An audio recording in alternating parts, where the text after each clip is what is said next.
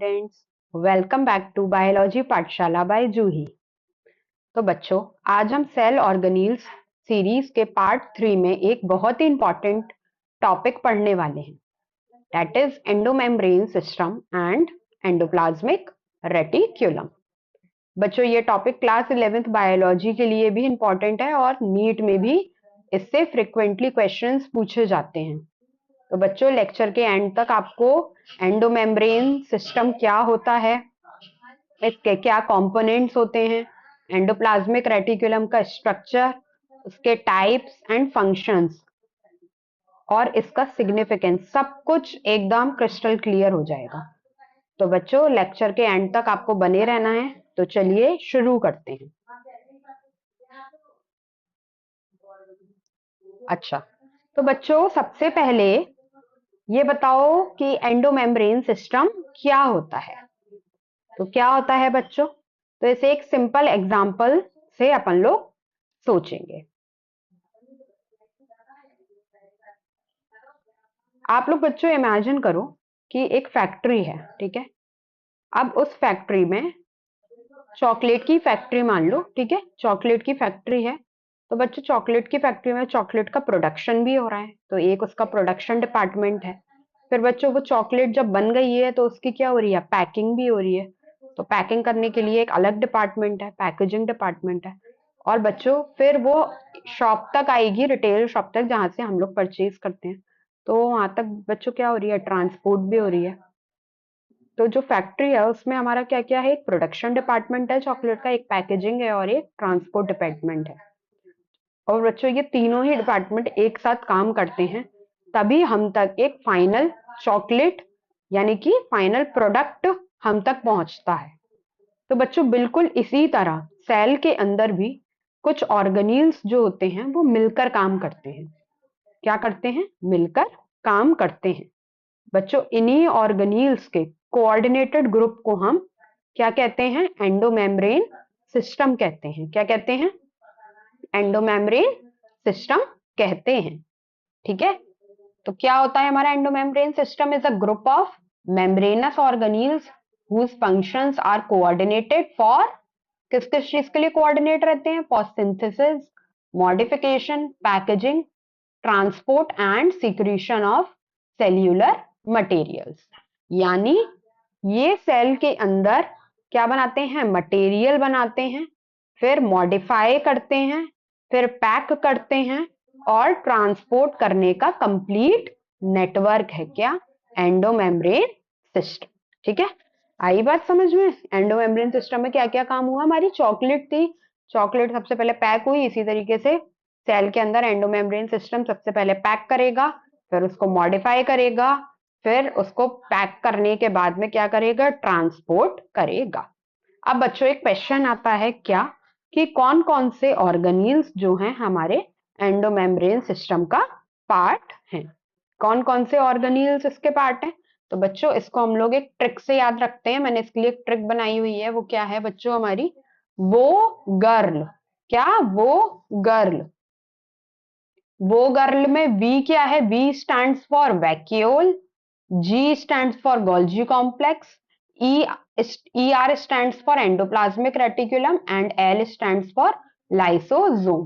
तो ये ट्रिक आप लोग को याद रखनी है कि एंडोमेम्ब्रेन सिस्टम के कौन कौन से ऑर्गेनील्स पार्ट करते हैं। वो है हमारे वो गर्ल है। कौन? बी से वैक्यूल, जी से गोल्जी अपैरेटस, ER से एंडोप्लाज्मिक रेटिकुलम एंड L से लाइसोसोम। बच्चों, ये चारों ऑर्गेनील्स मिलकर हमारा एंडोमेम्ब्रेन सिस्टम बनाते हैं। अच्छा, अब मुझे एक बात बताओ कि क्या माइटोकॉन्ड्रिया एंडोमेम्ब्रेन सिस्टम का पार्ट है? दिख रहा है क्या इसमें? वो गर्ल में माइटोकॉन्ड्रिया? नो। क्लोरोप्लास्ट है? दिख रहा है क्लोरोप्लास्ट? सी, नो। पैरोक्सिसोम है? दिख रहा है क्या पैरोक्सिसोम? बताओ मुझे, दिख रहा है इसमें? पी से कुछ दिख रहा है? नो। तो बच्चों, इसके पीछे क्या रीजन है? क्योंकि जो इनके फंक्शंस होते हैं वो एंडोमेम्ब्रेन सिस्टम के मेम्ब्रेन ट्रैफिकिंग के साथ कोऑर्डिनेट नहीं होते हैं। क्या होते हैं? कोऑर्डिनेट नहीं होते हैं। ये बच्चों जो है हमारे नीट का फेवरेट कॉन्सेप्चुअल क्वेश्चन है। तो आपको याद रखना है कि एंडोमेम्ब्रेन सिस्टम के हमारे कौन कौन से कंपोनेंट पार्ट होते हैं, कौन कौन से ऑर्गेनील्स पार्टिसिपेट करते हैं, वो गर्ल पार्टिसिपेट करती है। माइटोकॉन्ड्रिया, क्लोरोप्लास्ट, परऑक्सीसोम या इसके अलावा कोई और भी ऑर्गेनील है तो वो हमारा एंडोमेम्ब्रेन सिस्टम का पार्ट नहीं होता है। ठीक है,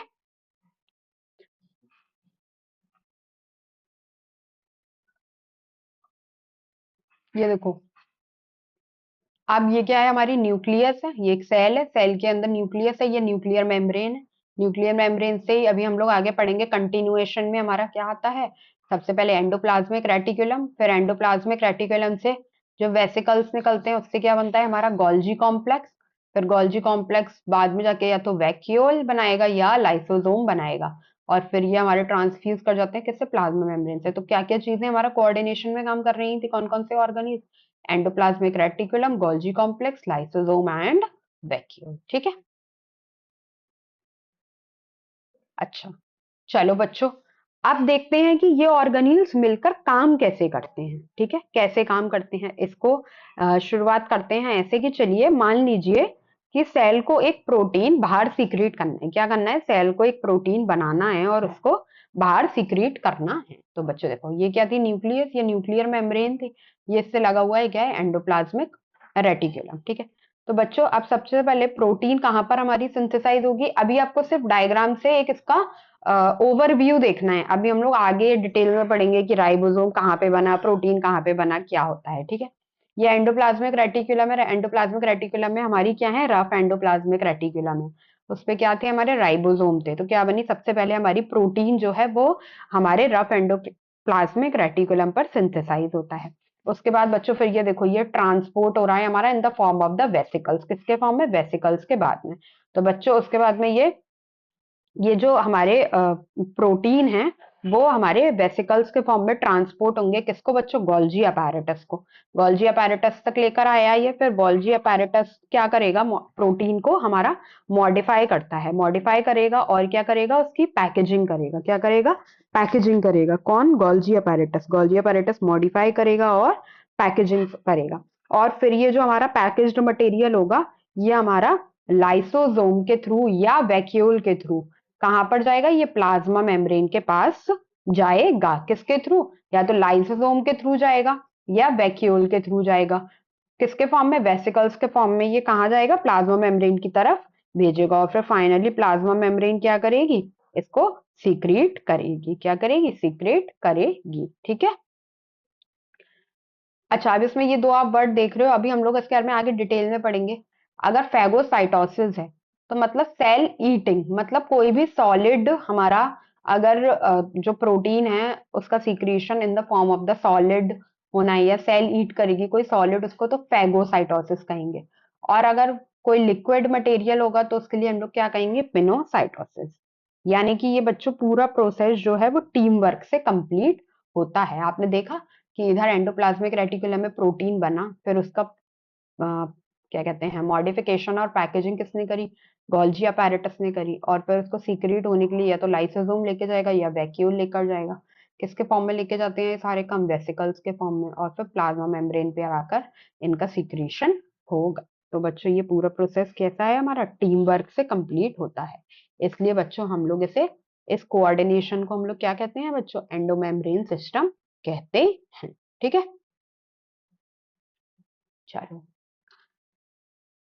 चलो, अब बच्चों हम लोग जो है एंडोमेम्ब्रेन सिस्टम के सबसे इंपॉर्टेंट ऑर्गेनील पर आते हैं। वो क्या है बच्चों, हमारा एंडोप्लाज्मिक रेटिकुलम, या इसको शॉर्ट फॉर्म में हम लोग और क्या कह देते हैं, ई आर कह देते हैं। क्या कह देते हैं, ई आर कह देते हैं, एंडोप्लाज्मिक रेटिकुलम यानी कि ई आर। ठीक है, चलो बच्चों, अगर इसको एक एनालॉजी से समझते हैं, क्या, कि एक सिटी है, ठीक है, तो उस सिटी में जो हमारा ईआर है ना, वो क्या है बच्चों, एक हाईवे नेटवर्क है।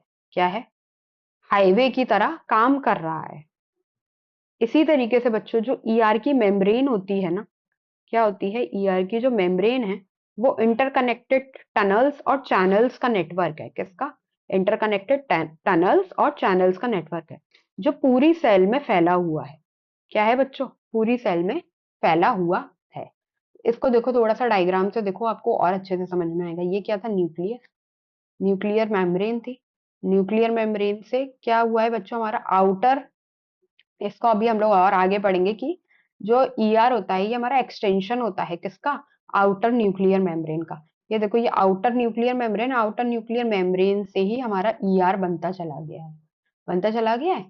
ये देखो लिखा भी हुआ है कि ER is the extension of the outer nuclear membrane. और ये किसके फॉर्म में है बच्चों, ये चैनल्स और टनल्स के फॉर्म में है टनल्स के फॉर्म में। इस तरीके से ये हमारा पूरा, और ये पूरे सेल में इस तरीके से ही फैला हुआ होता है। ठीक है, अब इसमें बच्चों चलो इसका थोड़ा सा एक ये हिस्टोरिकल बैकग्राउंड देख लेते हैं अपन, है ना। बच्चों 1897 में गार्नियर ने सबसे पहले ईआर जैसी स्ट्रक्चर देखी और उन्हें एर्गेस्टोप्लाज्म नाम दिया। क्या नाम दिया, एर्गेस्टोप्लाज्म। किसने देखी थी, गार्नियर ने 1897 में किसके जैसी स्ट्रक्चर देखी थी, एंडोप्लाज्मिक रेटिकुलम जैसी स्ट्रक्चर देखी थी और उन्हें नाम क्या दिया था, एर्गेस्टोप्लाज्म। उसके बाद में बच्चों 1945 में पोर्टर ने इलेक्ट्रॉन माइक्रोस्कोप की हेल्प से ईआर को ऑब्जर्व किया। किसकी हेल्प से, इलेक्ट्रॉन माइक्रोस्कोप की हेल्प से। किसने किया था, पोर्टर ने। कब, 1945 में। और फिर उसके बाद में बच्चों पोर्टर एंड क्लॉड ने, किसने, पोर्टर एंड क्लॉड ने ईआर की अल्ट्रा स्ट्रक्चर को डिस्क्राइब किया था। किसके अल्ट्रा स्ट्रक्चर के, ईआर के। ये देखो आप अल्ट्रा स्ट्रक्चर ऑफ ईआर का डायग्राम भी देख रहे हो। इसको डिस्क्राइब करने वाले कौन थे बच्चों, हमारे पोर्टर एंड क्लॉड। तो आप लोग को mainly exam point of view से क्या याद रखना है कि सबसे पहले ऑब्जर्व किसने किया था, किसने किया था सबसे पहले ऑब्जर्व बच्चों, गार्नियर ने किया था। किसने किया था बच्चों, गार्नियर ने इसे सबसे पहले ऑब्जर्व किया था। जबकि इलेक्ट्रॉन माइक्रोस्कोप की मदद से सबसे पहले इसको किसने देखा था, ईआर को, वो देखा था हमारे किसने, पोर्टर ने। किसने देखा था बच्चों, पोर्टर ने देखा था। और गार्नियर ने ईआर जैसे स्ट्रक्चर्स को सबसे पहले नाम क्या दिया था बच्चों, एर्गेस्टोप्लाज्म दिया था। ठीक है, क्या दिया था, एर्गेस्टोप्लाज्म। अब चलो बच्चों, ये हो गई हमारी इसकी डेफिनेशन। अब इसकी थोड़ी अपन ने डिस्कवरी भी जान ली कि डिस्कवरी किसने करी थी। अब बात करते हैं हम लोग किसके, स्ट्रक्चर की, कि स्ट्रक्चर ऑफ ईआर को अब हम लोग डिटेल में समझेंगे। ठीक है, अब उससे पहले मैं आपसे क्वेश्चन पूछूंगी, क्या कि ईआर दिखता कैसा है, कैसा दिखता है। तो बच्चों क्या आंसर होगा कि जो ईआर है वो हमारा मेम्ब्रेन बाउंड इंटरकनेक्टेड नेटवर्क है। कैसा है, मेम्ब्रेन बाउंड है। एक तो ये आप देख रहे हो मेम्ब्रेन बनी हुई है पूरी ईआर पे, ये मेम्ब्रेन बाउंड है हमारा, इंटरकनेक्टेड स्ट्रक्चर है या नेटवर्क है, जो हमारा कहाँ पर फैला हुआ है बच्चों, पूरे साइटोप्लाज्म में फैला हुआ है। आपको मालूम है कि सेल है, सेल के अंदर साइटोप्लाज्म है और साइटोप्लाज्म में ऑर्गेन्यूल्स है। ये न्यूक्लियस है, न्यूक्लियस के एक्सटेंशन ही ईआर है। इसकी जो मेम्ब्रेन है ये सब एक दूसरे से इंटरकनेक्टेड है in the form of channels और टनल्स। ठीक है, और ये पूरे साइटोप्लाज्म में फैला हुआ है। ठीक है, अब इसको हम लोग एक एनालॉजी से समझते हैं।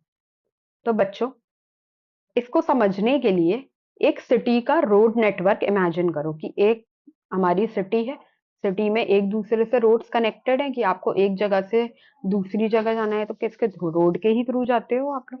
ठीक है, तो बच्चों उस सिटी में आपने देखा होगा कि कुछ जो रोड्स होती हैं वो स्ट्रेट होती हैं, कुछ रोड्स हमारी नैरो लेन्स होती हैं, पतली पतली गलियां होती हैं, और कुछ जंक्शंस और कनेक्टिंग पॉइंट्स होते हैं, जैसे अपन टी पॉइंट बोल देते हैं। तो ये क्या है, हमारे कुछ कनेक्टिंग पॉइंट्स होते हैं।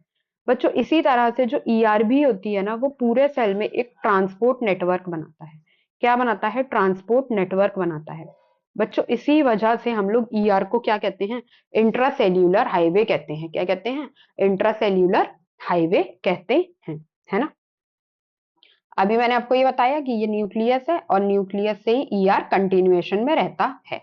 तो बच्चों ये एक बहुत इंपॉर्टेंट पॉइंट है कि जो एंडोप्लाज्मिक रेटिकुलम है ना, वो एक आइसोलेटेड, मतलब अलग से कोई ऑर्गेनील नहीं है कि अलग से, जैसे कि ये गोल्जी अपैरेटस हमारा कहीं अलग पड़ा हुआ है, ये ऐसा नहीं है कि कहीं अलग से पड़ा हुआ है। ये डायरेक्टली किससे, न्यूक्लियस के आउटर मेम्ब्रेन से कनेक्टेड होता है। ये बात आपको बहुत अच्छे से ध्यान रखना है कि ये न्यूक्लियर के आउटर मेम्ब्रेन से कनेक्टेड होता है, यानी कि न्यूक्लियस की आउटर मेम्ब्रेन और आउटर मेम्ब्रेन फिर ईआर।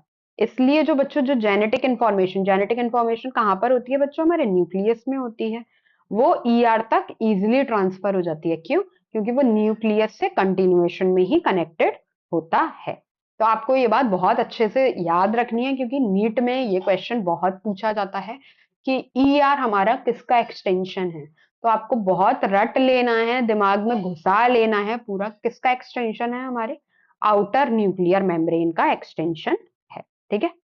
अब बच्चों हम लोग ये देखते हैं कि ये जो ईआर है वो किन किन पार्ट से मिलकर बना है, कौन कौन से पार्ट से मिलकर बना है। तो बच्चों ईआर में हमारे मेन 3 कंपोनेंट्स होते हैं, ये देखो आप देख सकते हो, सिस्टर्नी, टिब्यूल्स एंड वेसिकल्स। ये 3 मेन कंपोनेंट से मिलकर बना हुआ है क्या, ईआर। क्या क्या, सिस्टर्नी, टिब्यूल्स एंड वेसिकल्स। ठीक है। तो बच्चों सबसे पहले बात करते हैं हम लोग किसकी, सिस्टर्नी की। ठीक है। ये कैसी होती हैं बच्चों, ये देखो ये हमारे फ्लैट स्ट्रक्चर्स होते हैं। कैसे हैं ये, फ्लैट फ्लैट स्ट्रक्चर्स होते हैं। और ये एक दूसरे के, ये आप देख रहे हो ये फ्लैट है, ये इधर से फ्लैट, एक दूसरे के ये कैसे होते हैं, पैरेलल होते हैं। कैसे होते हैं, पैरेलल होते हैं। इसे अपन लोग किसकी तरह से इमेजिन कर सकते हैं, जैसे आपने एक के ऊपर बुक रख दी, या आप लोग ब्रेड का पैकेट लेकर आते हो तो ब्रेड के स्लाइस एक के ऊपर एक स्टैक के फॉर्म में रहते हैं। इसी तरीके से ये जो ईआर होती है ये हमारी सिस्टर्नी फॉर्म में in the form of stacks होती है, होती है। ठीक है। और बच्चों ये मोस्टली हमारी जो रफ ईआर होते हैं ना उनमें प्रेजेंट होती है। सिस्टर्नी कहाँ पर, जो सिस्टर्नी होती है उस पे हमारी कहाँ पर प्रेजेंट होती है, रफ ईआर। अभी अपन लोग कंफ्यूज नहीं होना है कि मैम ये क्या वर्ड यूज कर रही है, रफ ईआर। अभी हम लोग इसके भी बारे में आगे पढ़ेंगे। अभी आपको सिर्फ इतना याद रखना है कि ये जो सिस्टर्नी वाले स्ट्रक्चर्स होते हैं ये मोस्टली हमारे रफ ईआर में प्रेजेंट होते हैं। इसलिए इनसे क्या, ये आप लोग डॉट लाइक स्ट्रक्चर देख रहे हो छोटे छोटे, इसलिए इनसे क्या अटैच्ड होते हैं बच्चों, हमारे राइबोसोम्स अटैच्ड होते हैं। क्या होते हैं, राइबोसोम्स अटैच्ड होते हैं। अब आते हैं बच्चों टिब्यूल्स पर। तो ये टिब्यूल्स कैसे होते हैं हमारे बच्चों, ये लॉन्ग ट्यूब शेप्ड मेम्ब्रेन होती है। ये देखो ये देख रहे हो ट्यूब की तरह होती है ये टिब्यूल, ये फ्लैट स्ट्रक्चर से ये ट्यूब की तरह है। टिब्यूल नाम में याद रखना, टिब्यूल ट्यूब, टिब्यूल ट्यूब, ये ट्यूब की तरह स्ट्रक्चर होते हैं। और ये देखो ये ब्रांचिंग में होते हैं, ये ऐसा नहीं है कि पैरेलल चल रहे हैं, ये देखो यहाँ से निकला, ये यहाँ से निकला, ये ब्रांचिंग हो गई, ये ब्रांचेस के फॉर्म में प्रेजेंट होते हैं। और ये मोस्टली हमारे सबसे ज्यादा ये कहाँ पाए जाते हैं बच्चों, स्मूथ ईआर में पाए जाते हैं। कहाँ पर, स्मूथ में। जबकि सिस्टर्नी कहाँ पर थे बच्चों, हमारे रफ ईआर में थे। टिब्यूल्स हमारे स्मूथ ईआर में है। और जो रफ ईआर था उनका काम क्या बनाना था बच्चों, प्रोटीन बनाना था। जबकि स्मूथ का काम क्या होता है, ये लिपिड और दूसरे मटेरियल को क्या करते हैं, ट्रांसपोर्ट करते हैं। अब बच्चों ये देखो ये तीसरा कंपोनेंट क्या है हमारा, वेसिकल्स। क्या है, वेसिकल्स हैं। वेसिकल्स हमारे छोटे छोटे स्पेरिकल मेम्ब्रेन बाउंड सेक्स होते हैं। क्या होते हैं, ये देखो स्पेरिकल गोल गोल दिख रहे हैं, और ये भी कैसे होते हैं, मेम्ब्रेन बाउंड होते हैं। और इन वेसिकल्स का काम क्या होता है, जब यहाँ पे हमारा क्या, ईआर जो होती है जब सिंथेसिस कर देती है और अब इन्हें आगे मॉडिफिकेशन के लिए और पैकेजिंग के लिए गोल्जी अपैरेटस के पास भेजा जाता है। तो ये किस फॉर्म में जाते हैं बच्चों, ये इन्हीं वेसिकल्स के फॉर्म में जाते हैं। तो इनके अंदर जो फाइनल मटेरियल होता है वो हमारा स्टोर होता है, और फिर इसी मटेरियल को ट्रांसपोर्ट किया जाता है। और फिर या तो ये बडिंग या फ्यूजन के द्वारा, बडिंग के द्वारा ये इससे डीअटैच होता है, और फिर ये जाके किससे, गोल्जी अपैरेटस से हमारा क्या कर जाता है बच्चों, फ्यूज कर जाता है। क्या कर जाता है, हमारा गोल्जी अपैरेटस से फ्यूज कर जाता है। ठीक है। तो बच्चों यही जो हमारे तीनों स्ट्रक्चर हैं, सिस्टर्नी, टिब्यूल्स और वेसिकल्स, इन तीनों से मिलकर हमारा क्या बनता है, एक कंप्लीट ट्रांसपोर्ट नेटवर्क बनता है। अच्छा अब मुझे क्वेश्चन का आंसर दो, क्या कि आप लोग ने ये जो अपन लोग बार बार बात कर रहे हैं कि ईआर जो है ये नेटवर्क की तरह है, इसे हाईवे भी कह रहे हैं हम लोग, तो ये नेटवर्क की तरह क्यों दिखता है, क्यों, क्योंकि बच्चों ये जो ईआर होता है ये पूरी सेल में हमारा क्या होता है, स्प्रेड आउट होता है। तो ऐसा क्यों होता है, क्योंकि बच्चों जो ये सेल का हर रीजन तक इसको प्रोटीन, लिपिड और मॉलिक्यूल्स पहुंचाने होते हैं। क्योंकि प्रोटीन कहाँ बन रही है, सबसे पहले हमारे ईआर पे बन रही है। तो इसको आगे काम करवाने के लिए जो भी हम लोग को काम करवाना है वो प्रोटीन की मदद से होगा। तो इसे प्रोटीन भी ट्रांसपोर्ट करना है, लिपिड भी करना है, और दूसरे मॉलिक्यूल्स भी हम लोगों को सेल के हर एक रीजन तक पहुंचाने हैं। अगर बच्चों ईआर हमारा एक ही कॉर्नर में होता ना तो ये ट्रांसपोर्ट बहुत स्लो हो जाता स्लो। आप ये सोचो कि सिटी के अंदर अगर रोड नहीं होते तो आप लोग इतनी इजीली कैसे ट्रैवलिंग करते। तो सेम विद द सेल, अगर सेल में ये ईआर फैला हुआ नहीं होता इस तरीके से, ये कॉर्नर में चुपचाप से बैठ जाता, तो बच्चों ट्रांसपोर्ट कैसा हो जाता, बहुत स्लो हो जाता। इसलिए नेचर ने ईआर को पूरे साइटोप्लाज्म में नेटवर्क की तरह अरेंज किया है। आया थोड़ा समझ में क्यों अरेंज किया है। तो बच्चों एनसीईआरटी के अकॉर्डिंग जो ईआर है फॉर्म्स एन इंटरकनेक्टेड नेटवर्क। कैसा? Interconnected network of membrane bound tubules, cisternae और vesicles extending throughout the cytoplasm. ये लाइन एग्जाम के लिए बहुत इंपॉर्टेंट है, तो बहुत अच्छे से याद रखना है, ठीक है, कि ये इंटरकनेक्टेड नेटवर्क होता है किनका? मेम्ब्रेन बाउंड ट्यूब्यूल्स का, सिस्टर्नी का एंड वेसिकल्स का, और ये पूरे साइटोप्लाज्म में फैला हुआ होता है, ठीक है।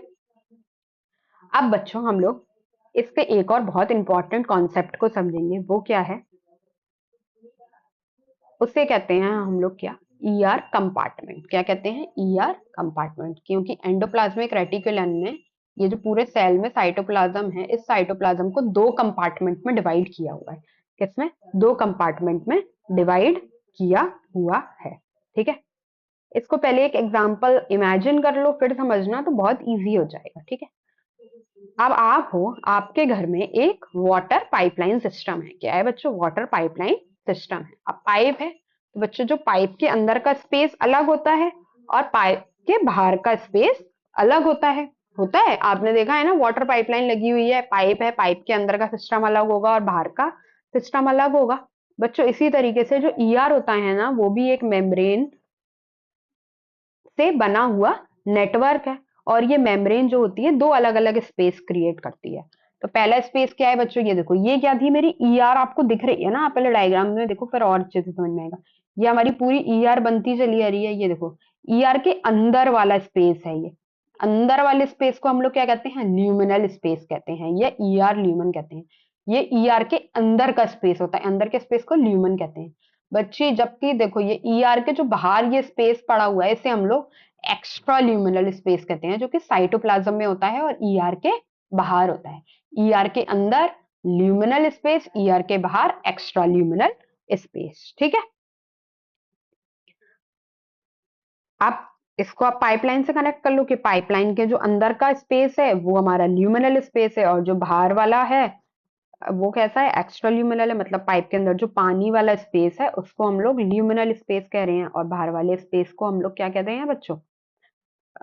एक्स्ट्रा ल्यूमिनल स्पेस कह रहे हैं, है ना। अब इसने चलो डिवाइड तो कर दिया कि ठीक है मैम, आपने हमें बता दिया कि ये जो ईआर के अंदर वाला स्पेस है वो ल्यूमिनल स्पेस है, ईआर के बाहर वाला स्पेस एक्स्ट्रा ल्यूमिनल स्पेस है। लेकिन बच्चों, ये दो कंपार्टमेंट में इसे साइटोप्लाज्म को डिवाइड क्यों करता है? क्यों करता है? तो बच्चों इसका रीजन क्या है कि बच्चों सेल के अंदर अलग अलग बायोकेमिकल रिएक्शंस को ऑर्गेनाइज करता है। जो अलग अलग हमारी सेल के अंदर रिएक्शन हो रही हैं उनको ये क्या करता है? ऑर्गेनाइज करता है।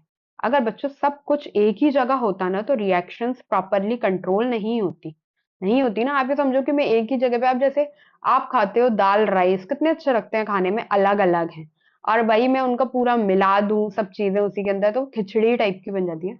बच्चों वही सेल में भी क्या बन जाएगी? खिचड़ी बन जाएगी। इसलिए ये साइटोप्लाज्म को दो अलग अलग कंपार्टमेंट में डिवाइड करता है। इसलिए ये एक्सटर्नल एनवायरनमेंट को इंटरनल एनवायरनमेंट से सेपरेट करता है, और जो ये सेपरेट करता है उसे हम लोग ल्यूमन कहते हैं। क्या कहते हैं? ल्यूमन कहते हैं, ठीक है। तो बच्चों आपको समझ में आया? हमने इसकी डेफिनेशन समझी, इसका ये देखा, हिस्टोरिकल बैकग्राउंड देखा कि कब किस चीज की साइंस डिस्कवरी हुई। उसके बाद में बच्चों हमने स्ट्रक्चर देखा कि ईआर किस किस से मिलकर बना हुआ था।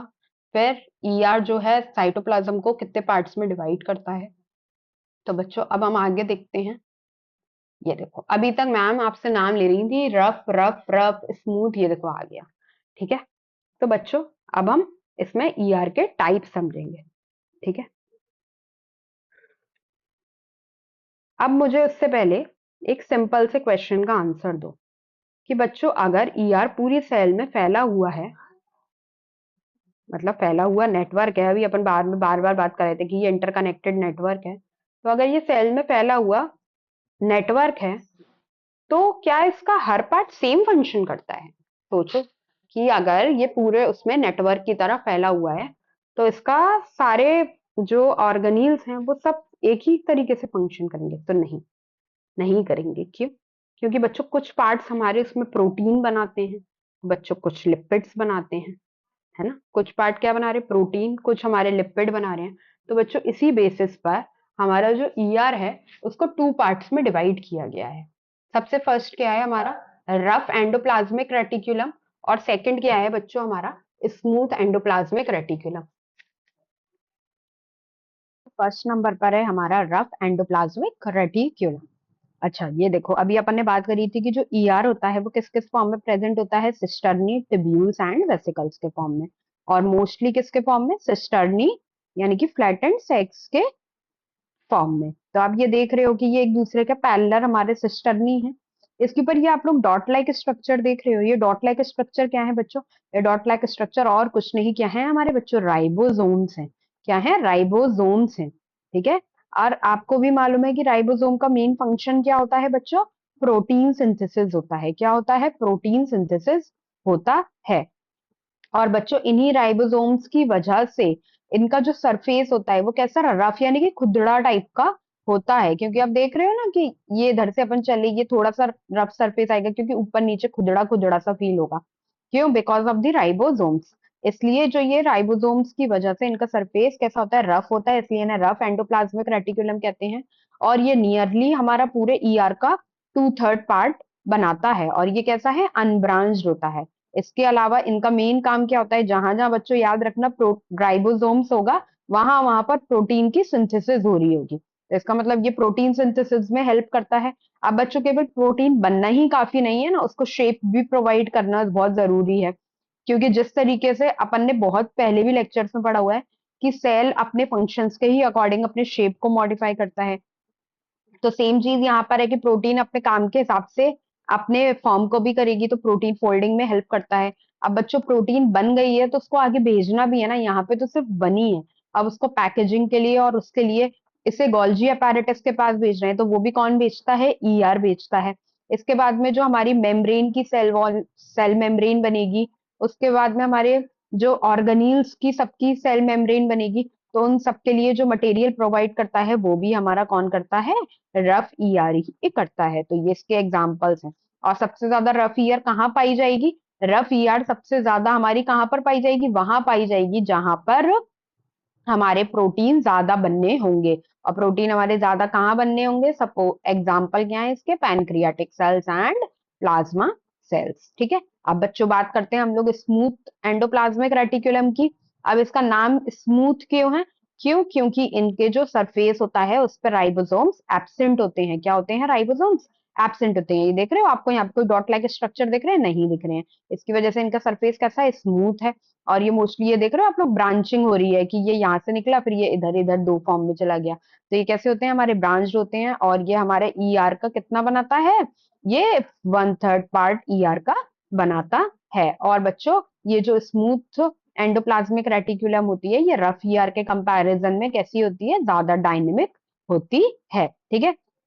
और स्मूथ एंडोप्लाज्मिक रेटिकुलम का नाम काम क्या होता है बच्चों, ये लिपिड सिंथेसिस में हेल्प करती है। लिपिड में भी हमारे फॉस्फोलिपिड्स हो गए, और जो हमारे स्टेरॉइड हार्मोन्स होते हैं जो एड्रीनल और गोनेड बनाएंगे, वो हमारे कैसे, स्टेरॉइड हार्मोन जैसे टेस्टोस्टेरोन, ईस्ट्रोजन, इसके सिंथेसिस में हेल्प करता है। इसके अलावा बच्चों जो स्मूथ ईआर होता है वो हमारे जो ड्रग्स होते हैं और जो हार्मफुल केमिकल्स होते हैं उनको भी क्या करता है, डिटॉक्सिफाई करता है। और ये हमारे कहाँ पाए जाते हैं बच्चों, एड्रीनल कॉर्टेक्स सेल्स में एंड लिवर सेल्स में, ठीक है। अब आगे चलते हैं। तो बच्चों ये देखो, ये हमारा एक कंपैरिजन चार्ट है रफ ईआर का और स्मूथ ईआर का। ये एग्जाम पॉइंट ऑफ व्यू से बहुत इंपॉर्टेंट है, बहुत बार पूछ लेता है कि डिफरेंशिएट करने के लिए क्वेश्चन आ जाता है between the rough ER and the smooth ER. तो बच्चों अभी अपन ने बात करी कि जो राइबोसोम्स होते हैं वो रफ ईआर में कहाँ पर, अपने ये देखा था डॉट लाइक स्ट्रक्चर होते हैं, आउटर सरफेस पे होते हैं, जबकि स्मूथ में देखा था आपने एब्सेंट होते हैं। इसके अलावा ये अब हमारे कैसे ग्रेन्युलर अपीयरेंस देता है, तो रफ ईआर को हम लोग ग्रैन्युलर ईआर भी कहते हैं। और उसके पास में राइबोसोम नहीं है इसलिए इसको कैसे कहते हैं, ए ग्रैन्युलर ईआर कहते हैं। इसके बाद में बच्चों अगर प्रपोर्शन की बात करें तो ये 2/3 पार्ट बनाता है टोटल ईआर का, और ये कितना बनाता है, 1/3 पार्ट बनाता है। इसके बाद में इसके स्ट्रक्चर की बात करें रफ ईयर का, तो ये कैसा होता है, अनब्रांच्ड होता है, जबकि स्मूथ ईयर कैसा होता है, ब्रांच्ड होता है। यहाँ पे हमारे फ्लैटेंड सिस्टर्नी होती है और यहाँ पर कैसा टिब्यूलर नेटवर्क बनता है। इनका अपीयरेंस देखें तो इनका अपीयरेंस कैसा होता है, रफ या फिर ग्रैन्युलर होता है। इनका कैसा होता है, स्मूथ होता है।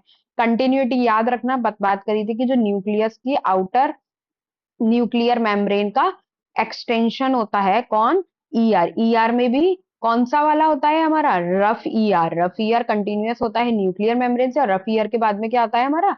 स्मूथ ईआर आता है। तो ये कंटिन्यूअस होता है विद द आर ईआर। इसका नेचर कैसा होता है? जो रफ ईआर होती है ये ज्यादा स्टेबल होती है, और ये हमारा कैसा होता है? बहुत ज्यादा डायनेमिक होता है as compare to the R ER. अगर आप प्रोडक्ट की बात करें तो हमने क्या बात करी थी? जहां जहां राइबोसोम होगा वहां वहां प्रोटीन होगा। तो रफ ईआर में क्या होता है हमारा? इधर प्रोटीन्स होते हैं, और स्मूथ ईआर में किसकी सिंथेसिस होती है? लिपिड की सिंथेसिस होती है, क्योंकि यहाँ पर राइबोसोम नहीं है। तो प्रोटीन सिंथेसिस कहाँ होगी? रफ ईआर में। इसमें एब्सेंट होगी प्रोटीन। जब अब प्रोटीन बन गया है तो उसकी फोल्डिंग भी कौन कराएगा? रफ ईआर कराएगा, जबकि यहाँ पर एब्सेंट होगा। प्रोटीन का ट्रांसपोर्ट, जब प्रोटीन जहां बना है वही तो उसे ट्रांसपोर्ट करेगा, तो रफ ईआर ट्रांसपोर्ट करेगा। यहाँ पे बहुत मिनिमल होगा, थोड़ा बहुत अगर बन जाए, या रफ ईआर्स के कंटिन्यूएशन में है वो, तो थोड़ा बहुत होगा, है ना।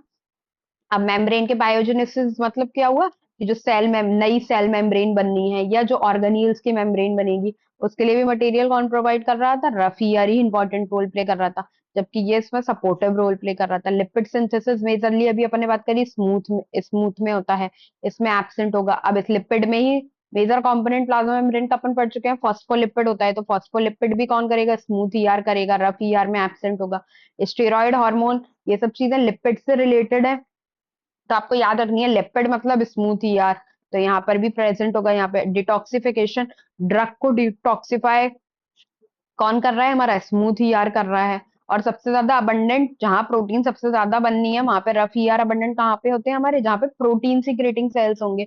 और यहाँ पर कब होंगे? जब लिपिड सिक्रेटिंग और डिटॉक्सिफाइंग सेल्स होंगे।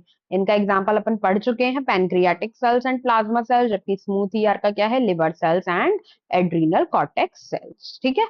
कोई कंफ्यूजन? कोई कंफ्यूजन हो तो कमेंट सेक्शन में पूछिएगा। चलो, अब बच्चों ये बताओ कि ये एंडोप्लाज्मिक रेटिकुलम इतना जरूरी क्यों है? क्यों जरूरी है? कि ये पूरे सेल में फैला हुआ है, अगर ये नहीं होता तो क्या होता? तो समझते हैं कि ये इतना इंपॉर्टेंट क्यों है ये? इतना इंपॉर्टेंट इसलिए है ये, क्योंकि देखो बच्चों, प्रोटीन बन गई है, अब प्रोटीन को आगे ट्रांसपोर्ट भी करना है ना। क्योंकि जेनेटिक इन्फॉर्मेशन हमारी कहाँ पर थी? न्यूक्लियस। न्यूक्लियस से बाहर हमारा साइटोप्लाज्म में प्रोटीन बना। अब प्रोटीन इतना जरूरी है, तो प्रोटीन के ट्रांसपोर्ट में भी कौन हेल्प करता है बच्चों? हमारा एंडोप्लाज्मिक रेटिकुलम ही हेल्प करता है। क्योंकि कहीं पे भी अगर हमारा कोई नई सेल मेम्ब्रेन बननी है, या मतलब अ, कुछ भी एक्स वाई जेड कोई भी प्रोडक्ट बनना है, तो उसके लिए हमें प्रोटीन चाहिए, लिपिड्स चाहिए। तो ये सब चीजों को लेके कौन जा रहा है? हमारा ईआर लेके जा रहा है। इसके अलावा सबसे ज्यादा इंपॉर्टेंट रोल प्रोटीन सिंथेसिस में, आर ईआर प्रोटीन सिंथेसिस में हेल्प कर रहा है। एसईआर हमारा लिपिड सिंथेसिस में हेल्प कर रहा है। मेम्ब्रेन फॉर्मेशन में हेल्प करता है, कि कहीं पे नई सेल मेम्ब्रेन या कोई ऑर्गेनील नया बना है, उसकी मेम्ब्रेन बन रहा है, तो उसके लिए मटेरियल प्रोवाइड कर रहा है। जब सेल हमारी ग्रो हो रही है, तो ग्रो होने के लिए असेंशियल, बहुत जो जरूरी हमारे प्रोटीन्स हैं, लिपिड्स हैं, उनकी जरूरत पड़ती है, या नई मेम्ब्रेन के लिए, तो वहां पर भी ये ईआर इंपॉर्टेंट रोल प्ले कर रहा है। और इसके अलावा ये दो सेल्स के बीच में कम्युनिकेट करने में भी हेल्प करता है। तो बच्चों, अगर ईआर नहीं होगा तो सेल का सर्वाइवल पूरा ही नहीं होगा, क्योंकि नई मेम्ब्रेन चाहिए, सब कुछ चाहिए, इसके लिए मटेरियल कौन ट्रांसपोर्ट कर रहा है? कौन प्रोवाइड कर रहा है? ईआर ही प्रोवाइड कर रहा है। इसलिए बच्चों, हम लोग ईआर को इंट्रासेल्यूलर हाईवे कहते हैं सेल का। क्यों? क्योंकि मैंने आपको एग्जाम्पल बताया था कि ये इंटरकनेक्टेड होते हैं, लाइक हमारे सिटी में जो रोड्स होते हैं अलग अलग, जो एक दूसरे से हमको कनेक्ट कर पाते हैं, हमारे ट्रैवलिंग को इजी करते हैं। इसी वजह से हमारा ईआर भी सेल के लिए बहुत इंपॉर्टेंट है, इसके बिना सेल सरवाइव नहीं कर पाएगी। ठीक है। अच्छा, अब कुछ ये बच्चों ईआर के कुछ स्पेशल फॉर्म्स हैं। अपन इसके बारे में पहले भी पढ़ चुके हैं, जब अपन ने प्लाज्मोडेस्माटा के बारे में पढ़ा था। आप लोग याद करो, प्लाज्मोडेस्माटा में जो ईआर का पार्ट होता है, ईआर का जो पार्ट प्लाज्मोडेस्माटा के अंदर होता है, उसे हम लोग क्या कहते हैं? डेस्मोटिब्यूल्स कहते हैं। क्या कहते हैं? डेस्मोटिब्यूल्स। प्लाज्मोडेस्माटा के अंदर जो ईआर का पार्ट हमारा होता है उसे डेस्मोटिब्यूल्स कहते हैं। और बच्चों, ये केवल प्लांट सेल्स में होते हैं, और ये सेल टू सेल कम्युनिकेशन में हेल्प करते हैं। कौन? डेस्मोटिब्यूल्स। ये याद रखना है बच्चों। माइक्रोजोम, माइक्रोजोम हमारे नॉर्मली क्या होता है? नेचुरल सेल और लिविंग सेल में प्रेजेंट नहीं होते हैं। प्रेजेंट। अच्छा बच्चों, यहाँ पे आप लोग एक करेक्शन करना, ये मैंने लिख दिया है कि प्रेजेंट इन नेचुरल सेल और लिविंग सेल नहीं, ये नेचुरल सेल और लिविंग सेल में नॉर्मली प्रेजेंट नहीं होते हैं। ये कब बनते हैं बच्चों? जब हमारा सेंट्रीफ्यूगेशन करते हैं। आप लोगों ने देखा होगा सेंट्रीफ्यूजर होता है, अभी नहीं देखा है तो आप लोग कॉलेजेस में देखोगे, एक मशीन होती है, उसके अंदर जैसे ब्लड वगैरह भी होता है ना, हम लोग ब्लड को ले लेते हैं और उसके अंदर ट्यूब्स होती हैं बच्चों। फिर ट्यूब्स के अंदर अपन सैंपल लोड कर देते हैं और फिर उन्हें अलग अलग रोटेशन पर मिनट पे रोटेट करते हैं। उसमें अलग अलग आप लोगों को मिल जाएंगे, जैसे 2500 पे, 3000 पे, 3500 पे, तो इस तरीके से उसमें बनी होती है, अलग अलग स्पीड का ऑप्शन होता है। तो आप जिस भी स्पीड पे करोगे ना बच्चों, तो जो मटेरियल्स होते हैं ना वो सब एक दूसरे से सेपरेट हो जाते हैं। सेंट्रीफ्यूगेशन घर में समझ लो, जैसे आप लोगों ने कभी मम्मी लोगों को देखा हो, उन लोग वो लोग घी निकालते हैं उससे, अपने घर में जो मलाई होती है उससे, तो वो क्या करते हैं, उसको फेंटते हैं। तो जब फेंटते हैं तो आपने देखा होगा कि दूध दूध हमारा बीच में रह जाता है और वो साइड में उसका झाग झाग चला जाता है। तो इसी तरीके से सेंट्रीफ्यूज कर रहे होते हैं हम लोग उसे भी। तो सेम हमारे लैब में भी होता है। तो सेंट्रीफ्यूगेशन के बाद में क्या होता है, जो ईआर हमारा टूटता है, क्या होता है, ईआर हमारा टूटता है। और जब ईआर जो टूटता है उसी को ही हम लोग क्या कहते हैं, माइक्रोजोम कहते हैं। क्या कहते हैं, माइक्रोजोम कहते हैं। तो ये नॉर्मली तो लिविंग सेल में प्रेजेंट नहीं होगा, तो यहाँ पे आप लोगों को करेक्शन करना है कि ये नॉर्मली प्रेजेंट नहीं होता है नेचुरल सेल और लिविंग सेल में। ये कैसे बनता है, ईआर के टूटने पे। जब सेंट्रीफ्यूगेशन करेंगे तो ईआर टूटेगा और वो जब छोटे छोटे वेसिकल्स में टूट जाएगा तो उसको हम लोग क्या कहते हैं बच्चों, माइक्रोजोम कहते हैं। तो आप लोगों को याद रखना है, ये कुछ स्पेशल फॉर्म है, ये नीट में बहुत ज्यादा फ्रिक्वेंटली ये क्वेश्चन पूछा जाता है, डेस्मोटिब्यूल्स एंड माइक्रोजोम क्या होते हैं। और यहाँ पे ये आप लोग को करेक्शन करना है एक छोटा सा, ठीक है। ठीक है बच्चों, तो हम लोगों ने अभी तक क्या क्या पढ़ा? हम लोगों ने एंडोमेम्ब्रेन सिस्टम के बारे में पढ़ा कि एंडोमेम्ब्रेन सिस्टम का कौन कौन पार्ट होता है। तो आप लोग को याद रखना है, वो गर्ल होती है, वो मतलब vacuole, Golgi complex, ER and lysosome होता है। और ईआर हमारा मेम्ब्रेनस ट्यूब्यूल्स का क्या होता है, एक इंटरकनेक्टेड नेटवर्क होता है। ये साइटोप्लाज्म को दो पार्ट्स में डिवाइड करता है, luminal and extra luminal. Luminal मतलब ईआर के अंदर वाला, एक्स्ट्रा ल्यूमिनल मतलब ईआर के बाहर वाला। अब हम लोगों को मालूम है रफ मतलब रफ क्यों होता है, क्योंकि ईआर के सरफेस पे राइबोसोम्स होता है, जहां जहां राइबोसोम्स होगा वहां वहां प्रोटीन बनेगा। ये बात आप लोगों को रट लेनी है, कैसे कि जहां जहां राइबोसोम वहां वहां प्रोटीन, जहां जहां राइबोसोम वहां वहां प्रोटीन। स्मूथ ईआर के पास में राइबोसोम नहीं होते हैं, इसलिए ये क्या सिंथेसाइज करते हैं, हमारे लिपिड एंड स्टेरॉयडल हार्मोन। डेस्मोटिब्यूल हमारा एक स्पेशलाइज्ड फॉर्म होता है, प्लाज्मोडेस्माटा के अंदर जो ईआर पास होती है उसे डेस्मोटिब्यूल्स कहते हैं। माइक्रोसोम हमारे नेचुरल और लिविंग सेल में नेचुरली प्रेजेंट नहीं होते हैं। ये सेंट्रीफ्यूगेशन के बाद में जो ईआर टूटता है उससे हमारे क्या बनते हैं, माइक्रोसोम बनते हैं। इसलिए जो ईआर होता है इसे हम लोग intracellular highway of the cell कहते हैं, क्योंकि ये हमारे सारे इंपॉर्टेंट फंक्शंस परफॉर्म कर रहा होता है। ठीक है, तो ये बच्चों आप लोग के लिए कुछ क्वेश्चंस है, नोटबुक में इसको लिखने की कोशिश करिएगा कि एंडोमेम्ब्रेन सिस्टम क्या होता है, उसके कंपोनेंट्स क्या हैं, उसका सिग्निफिकेंस बताइएगा, स्ट्रक्चर और फंक्शंस बताइएगा एंडोप्लाज्मिक रेटिकुलम का। और ये देखो मैं क्वेश्चन की बात कर रही थी, आ गया, डिफरेंस बताना है अपन को रफ ईआर में एंड स्मूथ ईआर में। ठीक है, ठीक है बच्चों, तो आज हम लोगों ने अपना पूरा एंडोमेम्ब्रेन सिस्टम और एंडोप्लाज्मिक रेटिकुलम कंप्लीट कर लिया है। अगर आप लोगों को लेक्चर अच्छा लगा हो तो please like the video, subscribe करें चैनल को एंड अपने फ्रेंड्स के साथ शेयर करना ना भूलें। और अगर कोई डाउट हो तो प्लीज कमेंट सेक्शन में अपने डाउट को बताएं, मैं उसका रिवर्ट जरूर करूंगी। Okay, thank you.